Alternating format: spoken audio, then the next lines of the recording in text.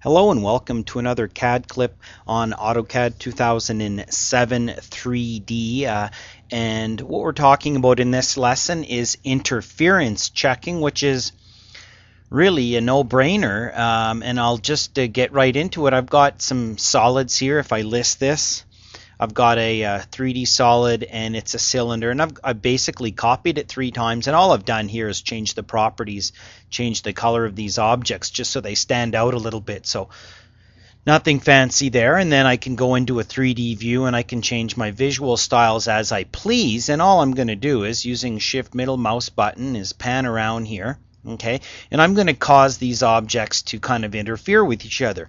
So I'm going to take this, and now that I can do this in a 3D and know where I am, I can say, okay, well, I'm going to move that one over there, and then I'm going to take this guy and kind of move that guy over there.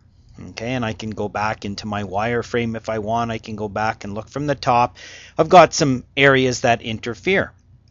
So all I can do and go back to a 3D view, maybe change my view to get something a little more conducive to the eye, and then now I'm going to use my interference checking by starting off. Now I need to go into here, by the way, and expand this down. If you don't see this, there's our interference checking icon. We click on this, we read our command line, and it says select the first set of objects.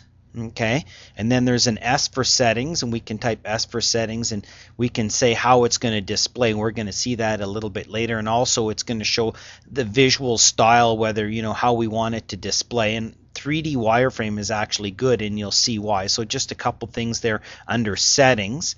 And all I'm going to do is I'm going to pick this yellow guy, and I'm going to hit enter. Select second set of objects, it says. So I'm going to pick these 2 guys here and hit enter, and it bumps me into a wireframe, as I had mentioned earlier. And now from inside of here, I can pan this stuff around and zoom this around if I want.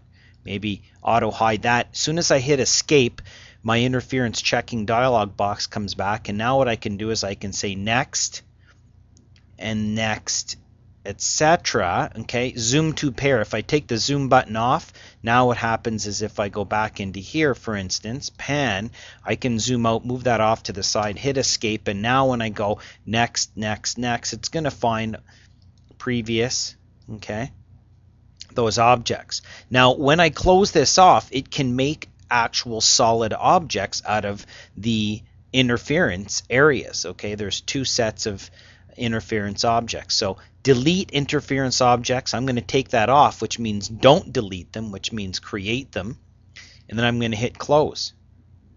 And that's it. The job is now done. And now if I say M for move and I hover around, guess what? I can move that one out, and then M for move again, pick and slide that one out. And those are my interference objects.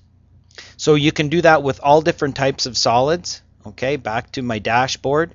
Maybe take my auto hide off once again. Now maybe I will pick this one, enter, and then I'll pick these 2 to compare, enter.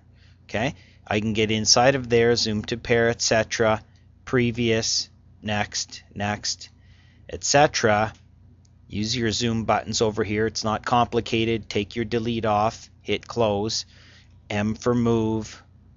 Pick this guy, move him over, M for move again. Oh, and then maybe that's getting cumbersome. I'll switch to wireframe, and then it might be easier to grab that little guy that I created, move him over there. Okay, so it's up to you how you do it. All it does is compare the objects, and it gives you 2 sets to compare, and then it makes the interference objects, and that's about it. Easy peasy.